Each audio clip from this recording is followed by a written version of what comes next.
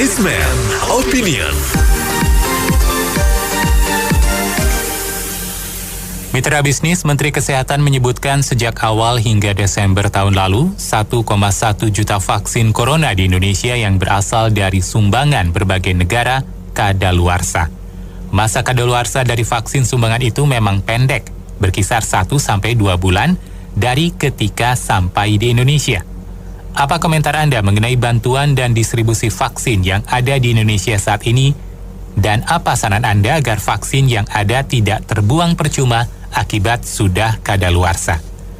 633-9160, Businessman Opinion, 633-9160. Kalau makanan dan minuman memasuki masa expired, itu harus segera dibuang atau tidak digunakan, karena itu berbahaya bagi kesehatan. Cuma kalau vaksin ini kan mesti diteliti nih, kalau memang betul-betul dari tim medis nakesnya itu tenaga kesehatan kurang baik, ya harusnya tidak digunakan lagi, walaupun itu bentuk sumbangan yang udah kadaluarsa 1-2 bulan. Nah, untuk itu kan saya pikir pemerintah lebih tahu lah, dalam hal ini Departemen Kesehatan, mana yang akan memasuki masa kadaluarsa harus betul-betul diterapkan dengan sistem secara cepat bagi orang yang akan mendapatkan vaksinasi. Jangan ditunda atau ditunggu-tunggu dengan persyaratan-persyaratan yang membuat mereka terhalang-halangi untuk melakukan vaksinasi secara massal gitu loh.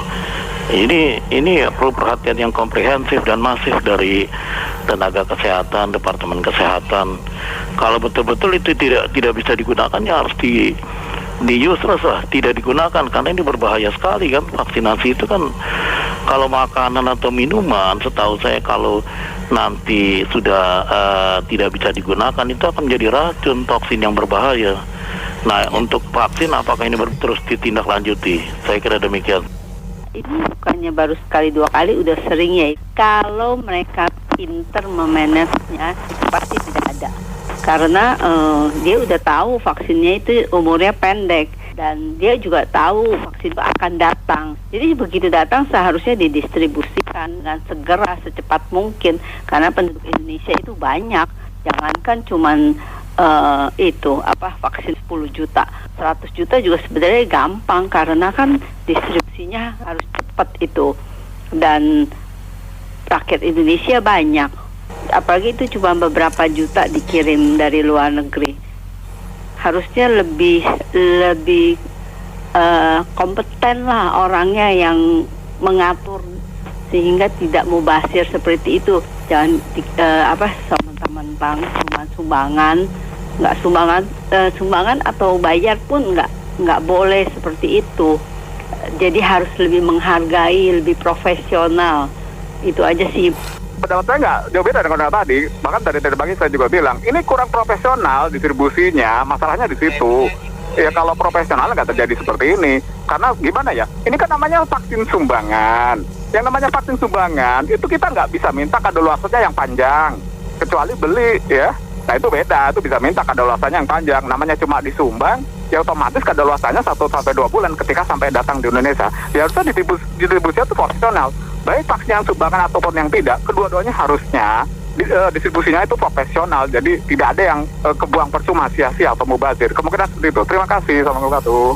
Setahu saya memang vaksin-vaksin tersebut disumbangkan dari negara-negara donornya karena mereka memang kelebihan, terus disumbangkan segera.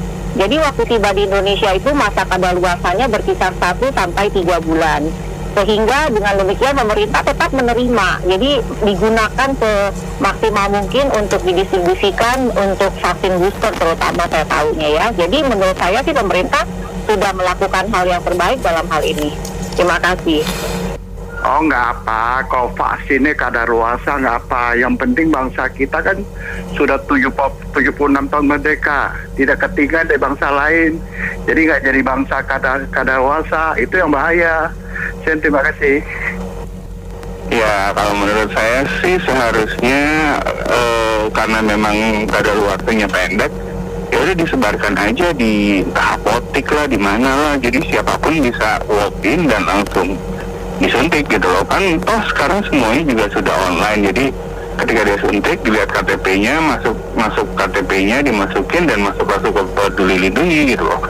Dan daripada ribet-ribet kayak kemarin-kemarin kan susah ya, maksudnya harus syarat inilah syarat itulah, yang penting KTP-nya ada dan dia belum divaksin, udah gitu aja. Oke, makasih.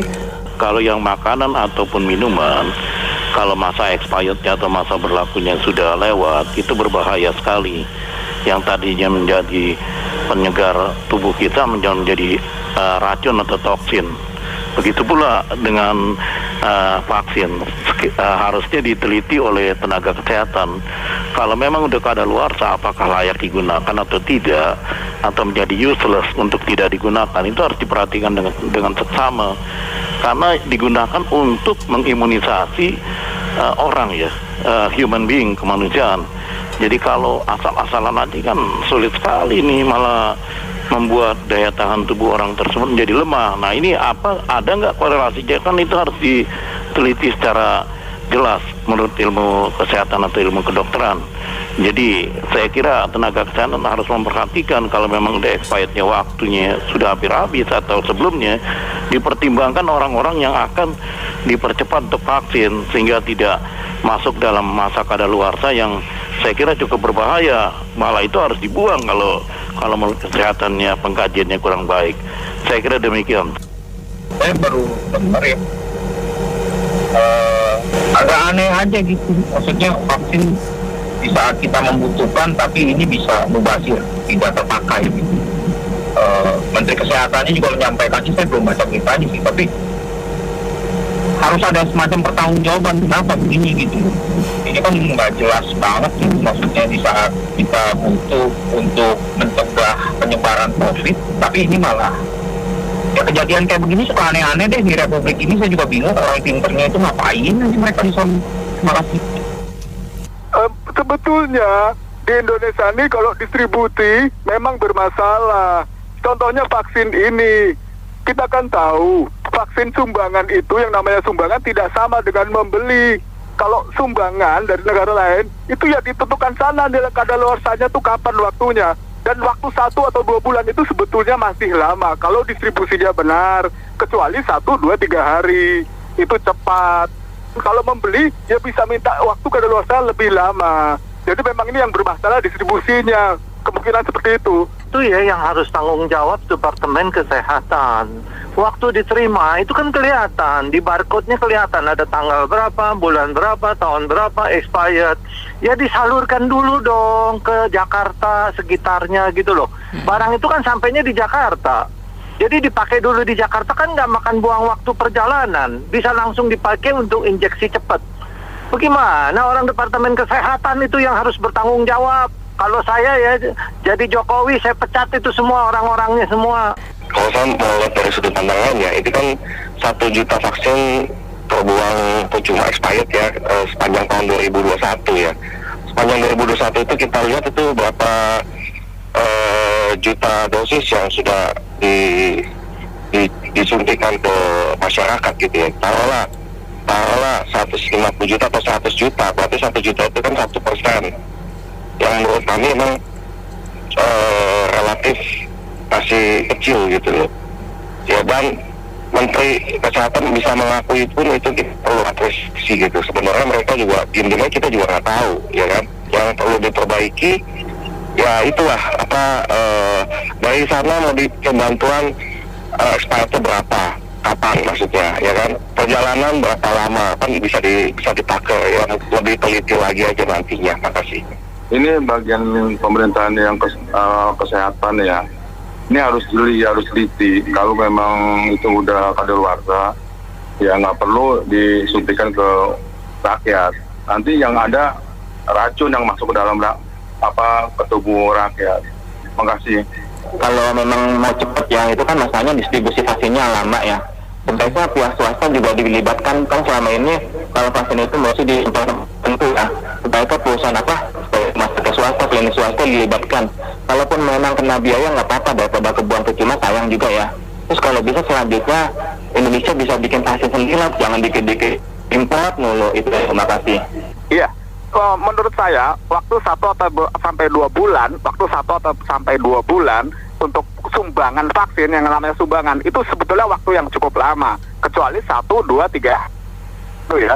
Sehingga ini kan sebetulnya manajemen distribusinya bagaimana? Kalau distribusinya misalkan di dropnya sumbangan itu di Jakarta, di Bandara Soekarno atau di manapun itu di Jakarta, lalu mau di drop ke Papua misalnya, ya kan paling cepat pakai pesawat terbang toh, jadi bukan pakai mobil atau nanti diseberangkan lewat perahu gitu ya, kapal penyeberangan atau apapun itu. Dan kalau sudah sampai Papua kan itu daerah luas misalnya, distribusinya penggunaan ya pakai helikopter lah gitu ya, jangan pakai mobil atau mungkin motor atau jalan kaki, ya lama sampainya sehingga bisa kadaluarsa kan seperti itu. Jadi ini masalah manajemen di negara kita, distribusinya tidak bagus. Dan itu harus diakui benar, makanya banyak yang kadaluarsa sia-sia sumbangan vaksin dari luar negeri itu.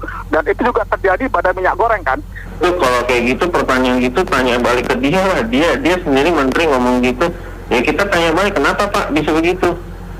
Kalau misalnya ngomong begitu menanya ke orang lain, harusnya kita yang tanya ke dia kenapa Pak bisa sampai kadaluarsa. Oke, makasih. Oke, menurut saya akan tetap wajar kalau umpamanya ada vaksin yang expired ya, karena itu juga seperti juga makanan juga, kalau umpamanya distribusinya telat atau umpamanya terlalu banyak birokrasi atau umpamanya tidak well planned, menurut saya itu akan terjadi. Dan memang akan wajar juga kalau umpamanya hal itu terjadi. Jadi menurut saya, saran saya bahwa sumbangan-sumbangan yang dari luar negeri tersebut ya kan itu harus di manage dengan baik, lebih well planned ya, terutama di distribusi dan birokrasi, supaya birokrasinya juga lebih pendek ya, distribusi juga bisa lebih cepat. Itu aja sih, terima kasih. Kalau menurut saya sih ini memang ciri khas birokrasi Indonesia yang lemot dalam arti kayak gajah gitu, tidak bisa gerak cepat. Jadi memang ini kan ada supply chain management yang sebenarnya bisa dilakukan, apalagi kalau vaksinasi itu dilakukan setiap hari, mestinya itu tidak terjadi kalau memang supply chain manajemennya jalan. Saya menduga itu terlalu banyak birokrasi yang terjadi sehingga hal yang mestinya sudah bisa dilakukan, distribusi yang mestinya bisa dilakukan ini terhambat. Dan yang kedua mungkin itu kejadiannya dulu di awal-awal ya, mungkin ini. Saya nggak tahu kejadiannya apakah setiap bulan ada apa bagaimana. Tapi secara teori mestinya itu bisa diminimalisir, kecuali yang karena rusak ya. Tapi kalau karena expired, mestinya sih nggak terjadi gitu loh. Apalagi di Indonesia transportasinya juga nggak jelek-jelek amat gitu. Dan konsentrasi vaksinasi sebagian besar kan ada di jalur yang memang cukup mudah dijangkau. Saran saya sih Kemkes mestinya lebih adaptif dengan teknologi yang baru dan birokrasinya lebih dipercepat untuk hal-hal yang semacam ini. Terima kasih. Ini pemerintah harus bertanggung jawab, karena apapun vaksin itu dibeli dengan APBN, artinya duit rakyat yang dipakai untuk membeli vaksin. Jadi pemerintah harus bertanggung jawab, terutama Menteri Kesehatan. Nah, ini yang pernah terjadi. Kenapa Menteri Kesehatan di demo? Karena dia memanage untuk vaksin ini tidak benar. Dan ini benar-benar harus Menteri Kesehatan yang bertanggung jawab, dan dia harus membayar balik kepada negara. Terima kasih. Kalau saya Prof ini saya mau bilang ya, kita ini nggak bisa, Indonesia ini tidak bisa bikin vaksin gitu loh. Harus menghargai lah pemberian orang gitu loh, jangan sampai kadaluarsa. Makasih. Ya, bagi saya harus lihat dari berapa persen, dari berapa ratus juta yang itu kita pakai vaksin. Ya, tapi kalau 1 juta dari 100 juta vaksin itu cuma 1%, dan itu masih bisa kasih toleransi. Karena kan kita penduduknya banyak dan anunya luas. Jadi bagi saya harus dilihat persoalannya dengan logika yang benar. Jadi jangan lihat angka 1 jutanya, tapi totalnya berapa persen. Itu yang saya pikir lebih bijaksana untuk mengomentari masalah ini. Sekian, terima kasih. Baik, terima kasih untuk Anda yang sudah berpartisipasi dalam Businessman Opinion. Saya Anto Wijaya.